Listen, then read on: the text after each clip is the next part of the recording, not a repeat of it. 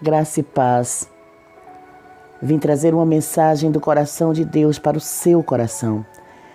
E meditando sobre as provações, qual o valor que elas têm? Qual é o valor das provações para as nossas vidas? O texto básico está lá em Tiago, capítulo 1, dos versículos 2 ao 8. Mas eu vou estar lendo apenas um versículo, no qual nos diz assim: meus irmãos, tende por grande motivo toda a alegria o passardes por provações em vossas vidas. Queridos, as fontes que promovem as provações, elas são muito, mas muitas variadas.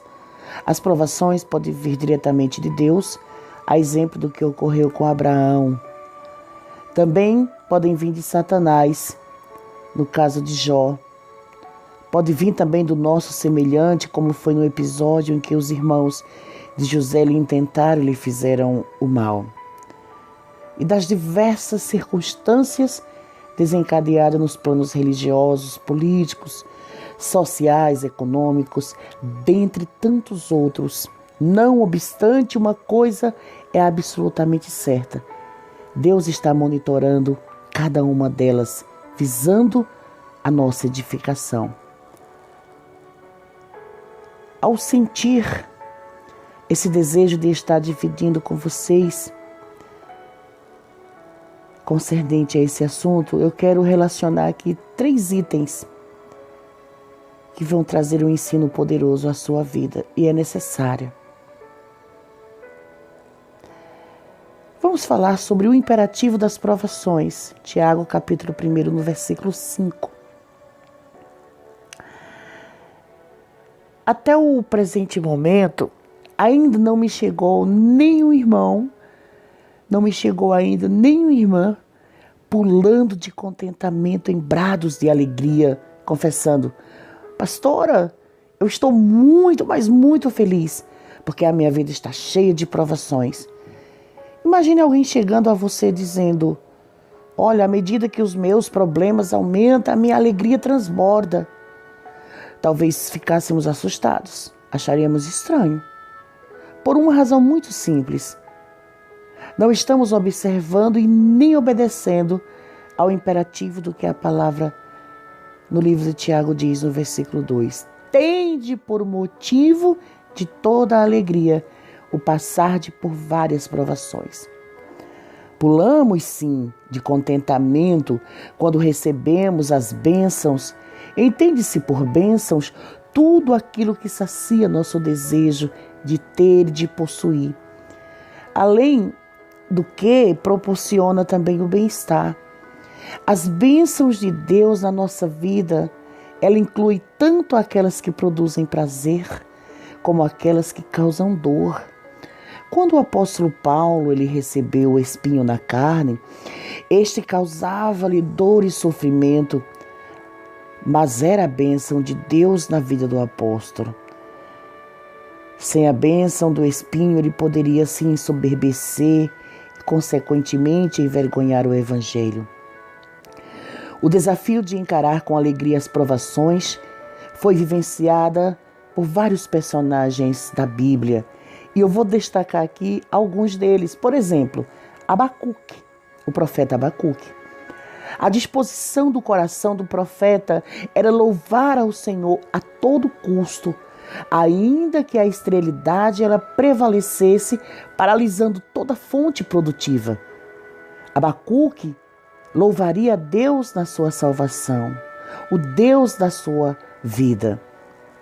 Especialmente no versículo de número 18, ali está a revelação do segredo do profeta.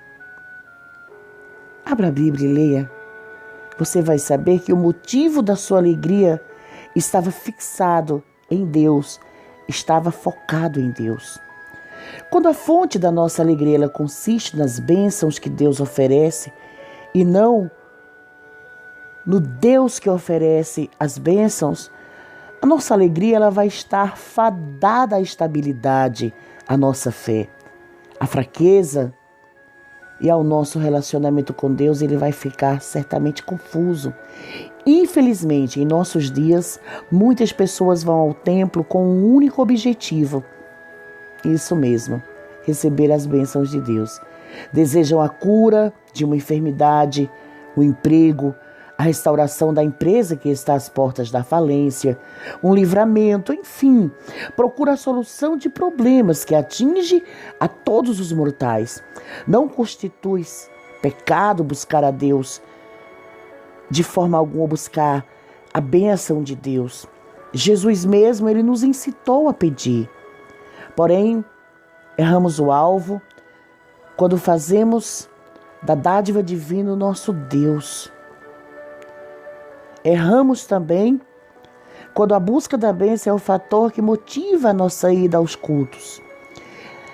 Deus deve ser a razão do nosso culto. Aleluia. A finalidade exclusiva do nosso serviço, o motivo supremo da nossa alegria. Segundo o apóstolo Paulo. Paulo, que ele, com muita alegria, ele fez a seguinte confissão, muito entusiasmado.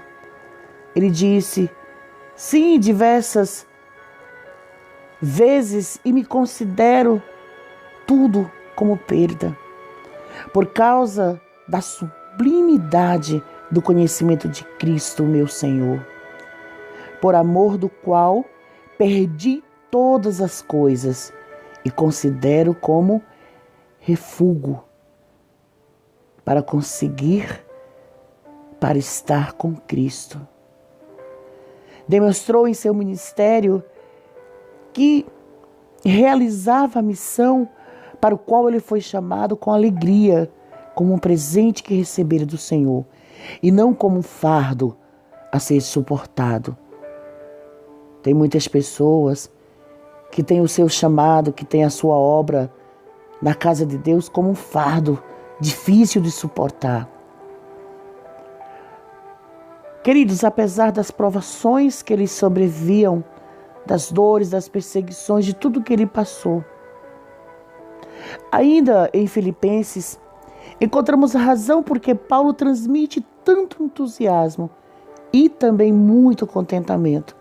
Ele diz lá em Filipenses capítulo 4, digo isso não por causa da pobreza, porque aprendi a viver em contentamento em toda e qualquer situação. Olha que coisa gloriosa. Ele diz que tem contentamento por ser pobre, por não ter. Tiago nos deixa um mandamento de alegria diante das provações. E Paulo, ele nos ensina o caminho para nós vivermos este princípio. O caminho é o aprendizado. Paulo, ele aprendeu a viver em contentamento em toda situação. E este deve ser de verdade, igreja, o nosso alvo. Vivermos em contentação ou em contentamento em qualquer situação em meio às provações. Terceiro, Jesus, o homem de dores que sabe o que é padecer. Assim era Jesus de Nazaré. Sofreu rejeição, padeceu por fazer a vontade de Deus, foi perseguido e desprezado, mas não perdeu a doçura em meio às lutas. As provações não deixaram Jesus amargurado. Contudo, sereno, mesmo tendo uma agenda apertadíssima, atraía as crianças e ele dispensava-lhe atenção.